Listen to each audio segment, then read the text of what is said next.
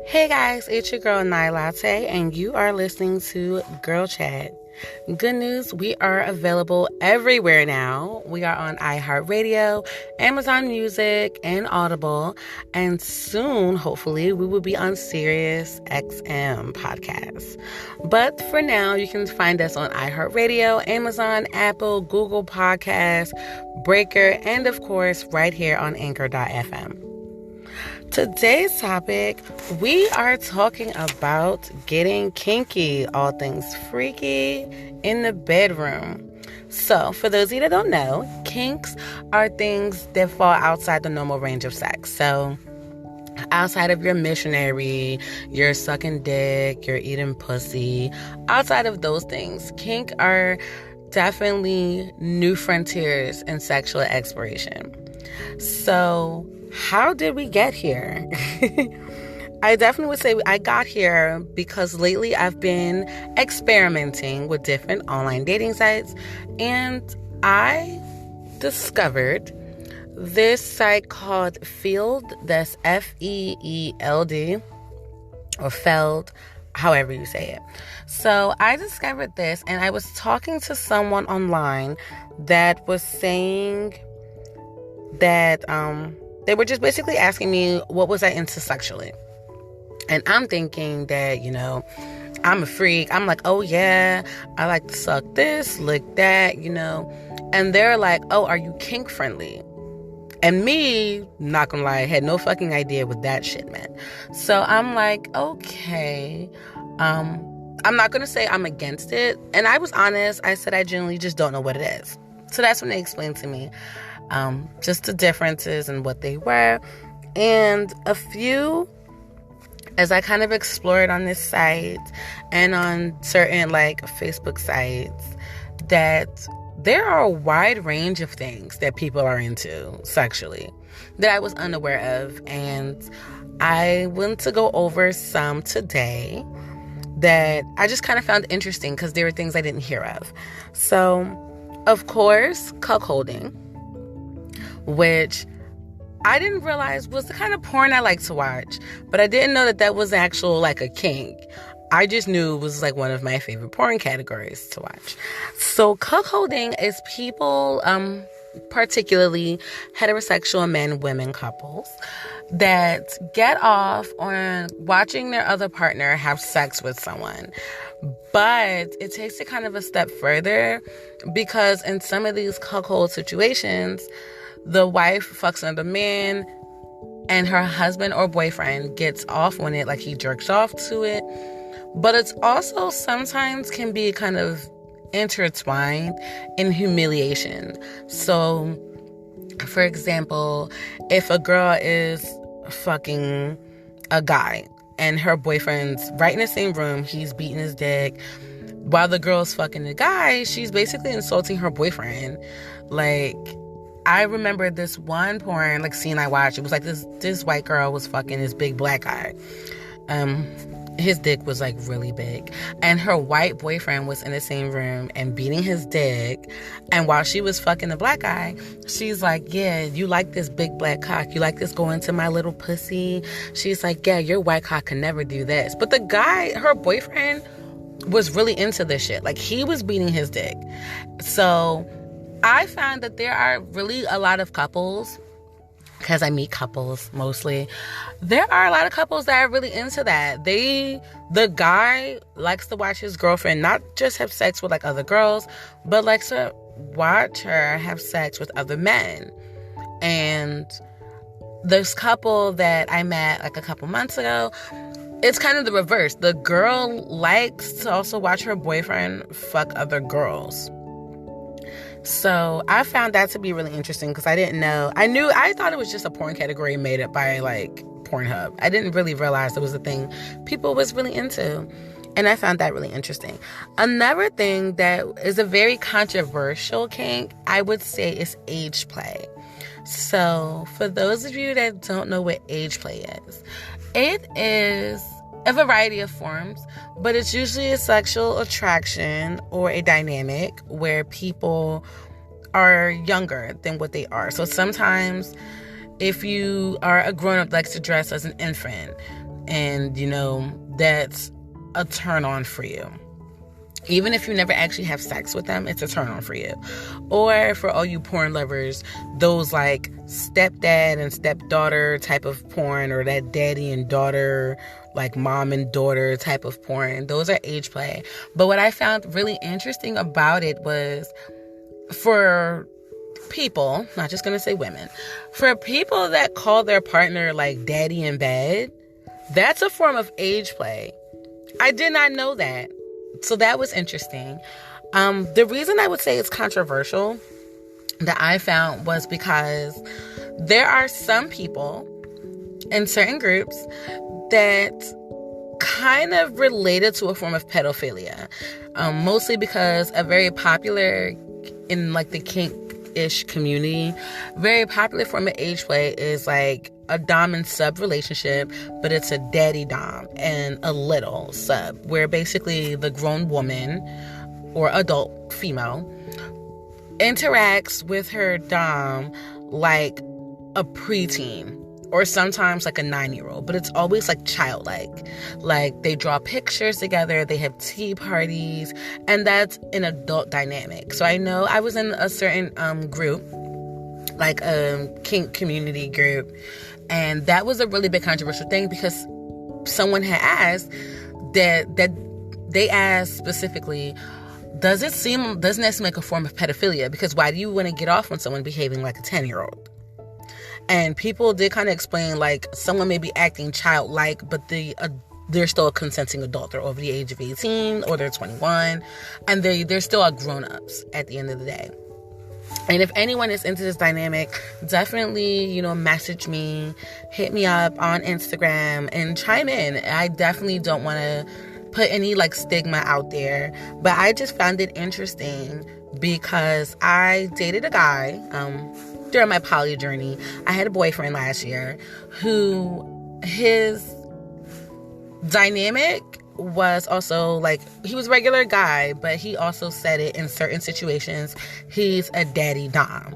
So like, he in the past has had littles or subs. I was not a little or a sub, but that's the kind of dynamic that he has experimented with sexually with other partners. And I know I asked kind of how that works, because to me, and I'm totally not trying to like kink shame anyone if that's what you're into, but to me, I just never understood the fascination of behaving like a preteen, because I know preteen girls are super annoying. 9-year-old girls are super annoying. I don't even get why that's sexually affectionate in any way. But I mean, I would be open to having a conversation with someone that's into that, because maybe they can give me more insight. My insight mostly comes from conversations with people or life experiences or the internet, like most people. And there's just things that I find interesting. So that was very controversial in that group, because the girl had literally, in some way, was equating age play to people having pedophilic tendencies. Like, if you find someone acting like a child sexually abusing, like, she literally said, like, that's weird, because that means at some point, like, what you into kids? And people in that group were kind of coming at her, because they was like, it's no different than watching like stepdaddy and stepdaughter role play. It's a form of role playing. I mean, and like, I read the comments. I saw both sides. Like, if that's what someone's into, that's what they're into. Everything isn't for me to understand. I learned that. Like, everything isn't for me to understand. And some things I understand I don't agree with. And some things that I agree with are things I don't really understand that much. So I didn't judge it either way. I just said that I could see both sides. I kind of see the point she was making, because to me, I'm not sure what would be sexually appealing to behave like an 11-year-old girl. But I feel like at the end of the day, it's role playing. You're acting. The person that you're doing it with, at the end of the day, I'm hoping, is not actually a child. They're an 18, they're 20, they're a grown up. They're a functioning adult. So it's role play amongst adults. So I kind of see both sides. Like, I don't understand what's attractive about it, but if everyone involved is grown, then I mean, how you role play is how you role play. So age play is definitely something that I recently discovered, and I say to each their own. Another one that definitely caught my eye was somnophilia, which is sleeping beauty syndrome, which is literally getting aroused or having sexual relations with someone who appears to be sleeping or passed out. Now, before all the people get all SVU on me, I'm not talking about raping an unconscious person, but there are people that get turned on by someone pretending to be asleep or by someone sleeping. I mean, I guess a lot of us have had that. We're horny late at night and the person we are fucking is right next to us, but they're sleeping. So, of course, getting woken up by dick or getting woken up by head. I mean, to me, I don't know if that falls into it, but, I could see it. They're laying there, they're vulnerable. Who doesn't like a vulnerable person? I know I low-key sound like a rapist, but I'm just saying, I get turned on by someone being in a vulnerable position. I think that's hot. And I guess that's a form of kink, too. I have to look that up, and then I'll tell you guys. So, that's actually a name for it, though. People that get turned on by someone being, unconscious or sleeping, there's a name for it. There's actually a name for it. And I learned, if you guys ever look it up, it's kink. It's called Kink A to Z. There are tons of it. There are people that get turned on by vomit. Yeah, that's a thing. People turned on by amputees. It's way more than the subcategories of porn that you may already be aware of. And I guess the last thing I want to go over and just kind of introduce to you guys is electrostimulation. For those of you that follow me on Instagram, at Girl Chat Night Latte, I think I posted a meme about it, but it's literally devices that administer small electric shocks. They have them for your nipples, they have them for dicks, and they have them for clits. And it's not a painful pulse. It is a light shock, but it's arousing to people. So this one, I actually had some experience with. I met this guy a couple years ago. BC, before children. I met this guy a couple years ago, and we slept together, and he pulled out this thing. It looks like a wand vibrator, but it was clear. So my dumbass, and I'm thinking yo, it's a fucking clear vibrator, but it wasn't. So when he turned it on, I'm expecting this zzz, vibrational sound, because again, I'm thinking it's a vibrator. But it had this small, it looked like a lava lamp type of thing going on. Or that fucking kinetic energy ball at Franklin Institute. It gave me those vibes. But it was this small shock. Light. It wasn't getting electrocuted, kind of, but it kind of felt like a light pinch on my pussy. But there was nothing fucking stimulating about that, at all. But he wanted me to use that same thing and rub it up and down his dick. And I'm okay, I'm open. So I try. And I'm telling you, it sprung up, guys, so fast.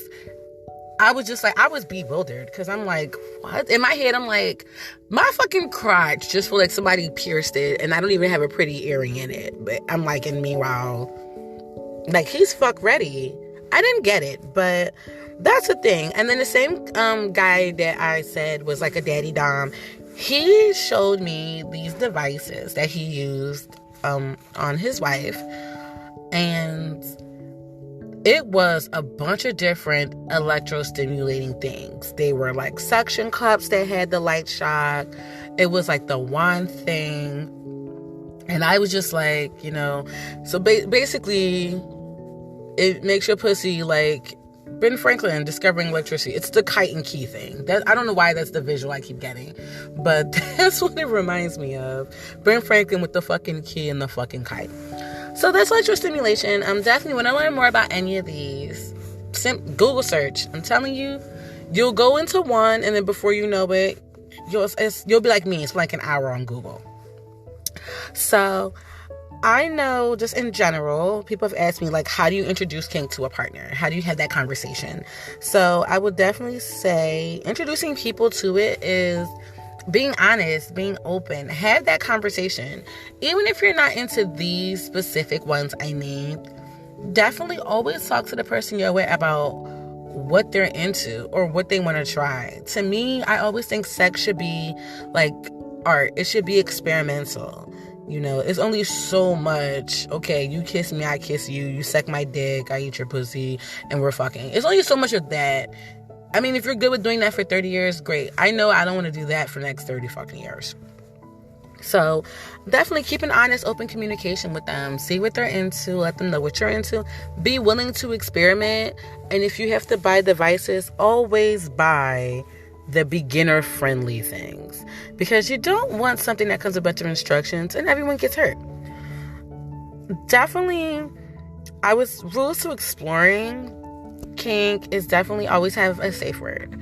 And it sounds like some shit we see in like the movies, but it really is good to have a safe word because it's not just saying stop.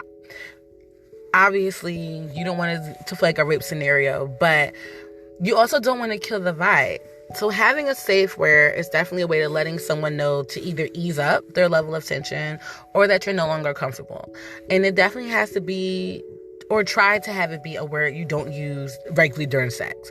Like, your safe word should never be baby. Because if you're moaning and you're getting it good and you're like, ooh, baby, now they stop because that's the safe word. They don't know you're enjoying it. So have it be a word that you would never normally use during sex. Like, me and my wife, I always tell her, whenever anything doesn't feel comfortable just in life and we're on the phone, our safe word is cake. I always say, let that be cake. Like, cake is the safe word. So if I'm walking somewhere late at night and I'm on the phone with her, or if I'm in a car and something feels suspicious, I always say, like, yo, remember that cake? Like, if I say cake, it's because I'm in an uncomfortable situation. So if ever we do any exploration, cake is always the safe word, because cake knows that, you know, I'm in an uncomfortable situation I don't really want to be in, or I'm in an uncomfortable, or I'm in the scenario we're in is uncomfortable for me and I don't like it. Cake was definitely the word I used the first time I tried to strap on, like, on myself. I let her strap me on. Cake, I used that word definitely, because I was like, I'm not meant to receive latex in any form, apparently. So that's that part. Definitely safe words. Definitely going about introducing people, but really just being open. And just being explorative, being open, and definitely being non-judgmental. You want to try it, see how it goes. I always say try everything once. And if you don't like it, don't do it anymore. It's that simple. But definitely be open, you know. Some of us have been having sex forever, and other people are new to it. Definitely also try to join communities of support. It's a lot of insight there. There are some people that have been doing this shit since like the 70s and the 80s, and their experience. So definitely reach out to those. They have Facebook groups for it, Instagram groups for it. Try it. You never know. You'll find yourself getting aroused at the weirdest shit. But that is all I have for you guys today. Don't forget to follow me at the new Instagram handle at girlchatnightlatte, and try out some of the new platforms we're on: Amazon, iHeartRadio, as well as right here at good old Anchor. Until then, guys, this is your girl Night Latte, the Poly Princess, signing off, and I will see you guys soon.